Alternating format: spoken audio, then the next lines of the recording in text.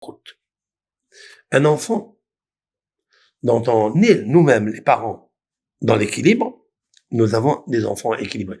D'ailleurs, quelqu'un m'a dit, j'ai des préférences, c'est grave de dire une chose pareille, mais j'ai expliqué, je vais vous expliquer, j'ai une préférence vis-à-vis de cet enfant. Je lui ai tout de suite arrêté, je lui ai dit, il n'y a pas de préférence entre les enfants. Et surtout, il ne faut pas faire de différence entre les enfants. Nous avons vu comment notre patriarche Yaakov a fait une différence entre les enfants. Alain lui a donné une tunique et les autres, il les a pas gâtés comme ça, malgré qu'ils étaient les premiers, c'était ses propres enfants. Et pourquoi? Et ça a coûté 22 ans de séparation de Yosef, avec toute la galoute, tout l'exil, toutes les disputes qu'il y avait entre eux. Donc ça, je dis, il faut pas aller chaner Adam ben Abanim. Voilà les termes de nos sages dans le traité Psahim. Un homme, il doit pas faire des changements entre les enfants. C'est pour ça qu'il y a des couples qui habillent leurs enfants la même chose. Toujours la même kippa, le même costume. Si vous éduquez ça, vous arrivez, parce que c'est pas évident. C'est que vous êtes vraiment équilibré.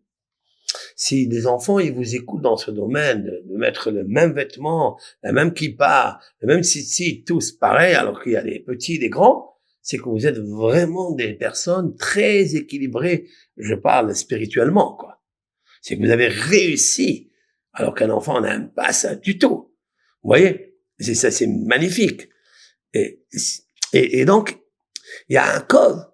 Il a jeté son pain spirituel, matériel, pour gâter son fils. Pourquoi il a fait une différence comme ça? Parce qu'il a vu l'équilibre. Il y a des parents qui aiment, c'est pas qu'ils aiment par rapport à la différence. Non, parce que ils sont satisfaits de retrouver chez l'enfant ce qu'ils sont.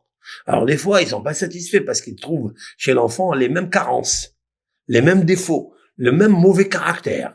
Et ça, dans la généralité, on n'aime pas cet enfant. On l'aime pas parce qu'il nous rappelle tout le temps, quand on rentre, quand on sort, quand on parle, on s'excite, on se dispute ensemble. Pourquoi on se dispute? Parce que l'étincelle n'est pas équilibrée. Tu as donné une semence déséquilibrée à ton fils. C'est pour ça que tu te vois dans le miroir.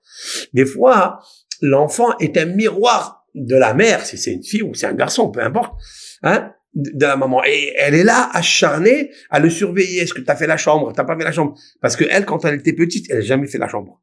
Elle a toujours été, elle allait en classe, elle allait à l'école, ou elle allait se promener, ou elle allait s'amuser, et elle laissait toujours la chambre pour que madame maman, elle fasse la chambre.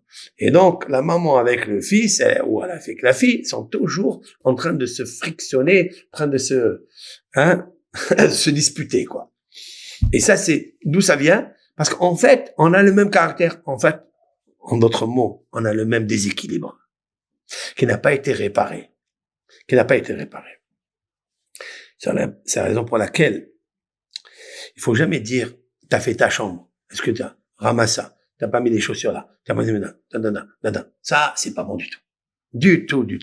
C'est pas comme ça. Il faut dire, alors, est-ce que tu as bien dormi? Est-ce que t'as fait un bon sommeil? T'as fait des bons rêves?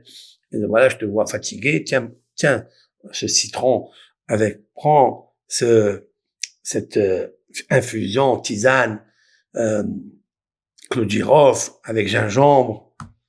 Tiens, mon fils, bois. Vas-y. C'est incroyable. On fait pas comme ça. De temps en temps, quand il arrive des problèmes aigus dans la maison, on se calme. On n'attend pas qu'il arrive des choses comme ça à la maison pour, d'accord? Et ça, il faut toujours essayer des conseils positifs et d'aide l'amour. Surtout dans notre génération, c'est même pas la peine de parler de tochachot, c'est-à-dire des réprimandes à un enfant. C'est pas la peine. Parce qu'on sera toujours dans la faute, dans l'erreur, dans une erreur profonde d'éducation. C'est sûr et certain. Alors, donc c'est toi, ça. En fait, c'est toi.